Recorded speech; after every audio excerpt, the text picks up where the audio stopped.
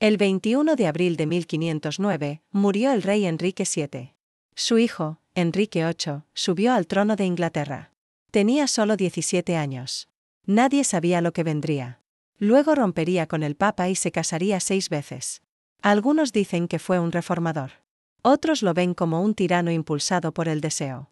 Pero algo es seguro, este día cambió la historia inglesa. 22 de abril de 1370. El rey Felipe VI de Francia falleció. Él fue el fundador de la dinastía Valois en Francia. Y tuvo un choque con Eduardo III de Inglaterra por el trono. En ese momento, Francia no tenía sucesor al trono. Y ambos países estaban en conflicto sobre quién sería el rey. Eduardo era el nieto de la familia real francesa, mientras que Felipe fue elegido por los nobles franceses. En 1337, Eduardo se negó a renunciar a su reclamo al trono. Y comenzó la Guerra de los 100 años entre Inglaterra y Francia. Su muerte no fue solo el funeral de un rey, sino el comienzo de una guerra que quemaría Europa durante más de 100 años. 23 de abril de 1920, Ankara. Un momento histórico se desarrolla. Mustafa Kemal Atatürk establece la Gran Asamblea Nacional de Turquía. Este es el fin del Imperio Otomano y el nacimiento de la República de Turquía. Atatürk declara: la soberanía pertenece a la nación. Esta asamblea se convierte en el corazón de la Guerra de Independencia de Turquía. En 1923, se funda la República de Turquía, un nuevo amanecer para la nación. Hoy, el 23 de abril se celebra como el Día de la Soberanía Nacional y el Día del Niño. Un día que simboliza la soberanía y el futuro, con los niños en su corazón. El 24 de abril de 1877, el Imperio ruso declaró la guerra al Imperio Otomano. Este evento marcó el comienzo de un conflicto importante en los Balcanes.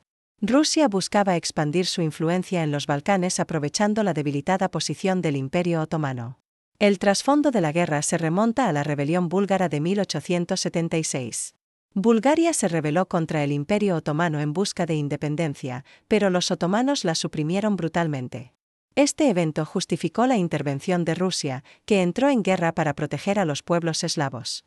Así, en abril de 1877, el Imperio ruso declaró la guerra al Imperio Otomano, y comenzó el conflicto. La guerra se libró principalmente en los Balcanes, donde Rusia se alió con países como Bulgaria, Serbia y Rumanía. Como resultado, Rusia obtuvo varias victorias sobre las fuerzas otomanas, logrando la supremacía. En 1878, Rusia consiguió una victoria decisiva en la Batalla de San Esteban y firmó el Tratado de San Esteban con el Imperio Otomano. El tratado reconoció la independencia de Bulgaria, Serbia y otros estados balcánicos, fortaleciendo la influencia rusa. Sin embargo, la guerra intensificó las tensiones entre las potencias europeas, lo que llevó a la Conferencia de Berlín, donde se revisó el tratado. La guerra ruso-turca cambió el panorama político de los Balcanes y aceleró el declive del Imperio Otomano. El 25 de abril de 1846, cerca de la frontera entre Estados Unidos y México, una patrulla estadounidense, liderada por el capitán Seth Thornton, fue emboscada por la caballería mexicana. 16 soldados estadounidenses murieron o fueron capturados. Estados Unidos usó este incidente como excusa para declarar la guerra a México.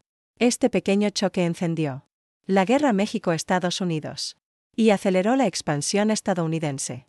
Fue el día en que las fronteras y la historia comenzaron a cambiar. 26 de abril de 1986, Ucrania soviética.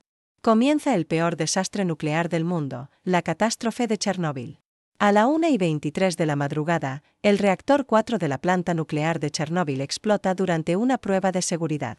Grandes cantidades de material radiactivo se liberan al cielo, y el incendio continúa durante días. El gobierno soviético oculta la verdad y los habitantes de Pripyat siguen con su vida.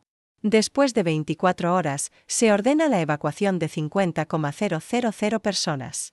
Pripyat jamás sería habitada de nuevo. La radiación se dispersa por Europa, exponiendo a cientos de miles y causando miles de muertes. Chernóbil sigue siendo un recordatorio trágico de la arrogancia humana y el fallo tecnológico hasta hoy.